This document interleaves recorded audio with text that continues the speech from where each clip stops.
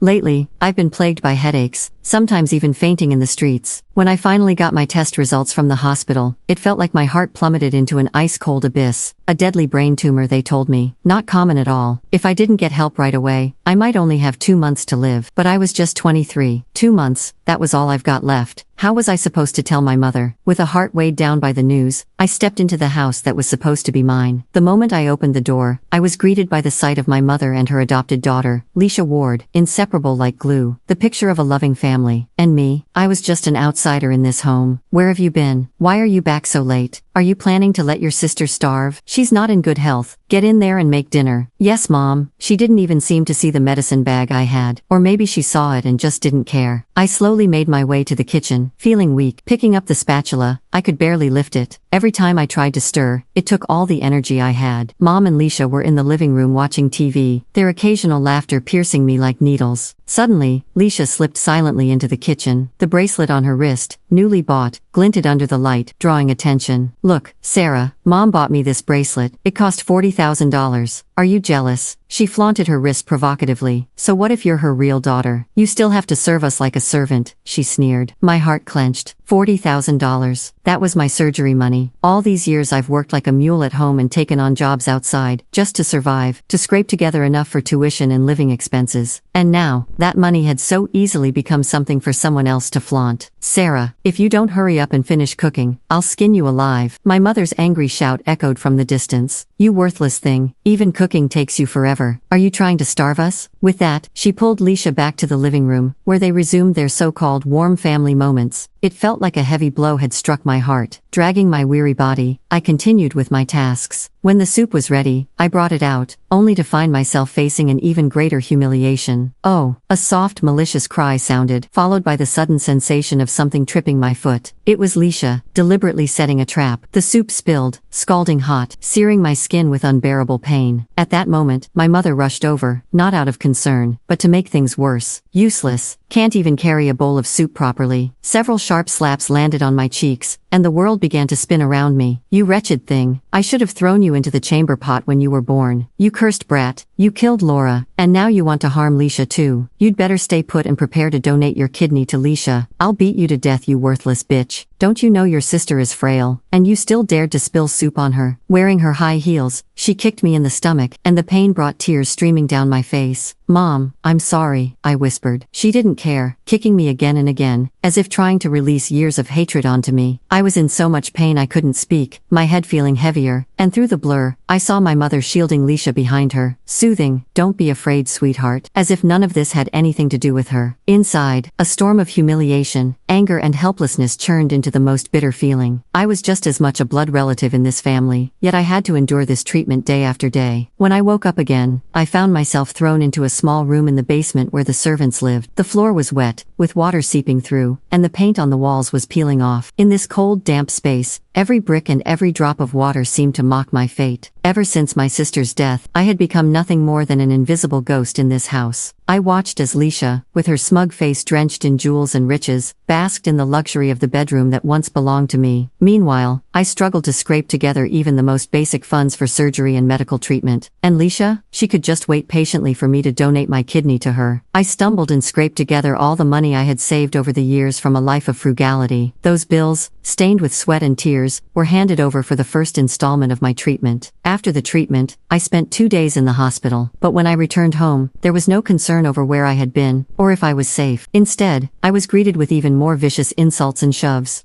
"Where the hell have you been, you worthless brat? Were you out there messing around somewhere?" my mother screeched, her eyes sharp like blades, threatening to cut me into pieces. "If you dare go out and bring shame to our family name." She didn't even finish her sentence. Leisha, ever the opportunist, added fuel to the fire. "Oh Mom, just look at her, so weak. She looks like a rabbit about to breathe its last. Who knows what disgraceful thing she might have done." Before her words even ended, I saw my mother's face change drastically. She rushed into the gym and grabbed a baseball bat. Without warning, she swung it hard at my back. "Ah, it hurts. Please Mom, let me explain." But wishes and reality often diverge drastically. She didn't give me a chance to explain or defend myself. The bat continued its relentless assault on my back, my hips. Every blow was accompanied by a sharp, ear-piercing crack. Every wound felt like a volcanic eruption, scorching and unbearable. When the last strike strike landed heavily on the back of my neck. I completely blacked out, feeling my body floating as if I had finally escaped all the restraints and pain. But my ears still rang with my mother's furious, almost deathly shriek. Useless disgrace, a total embarrassment. She ordered them to throw me back into the basement where I always stayed. Just before I drifted off, I think I heard my mom's voice again. Lock her up until it's time for her to give Leisha the kidney transplant.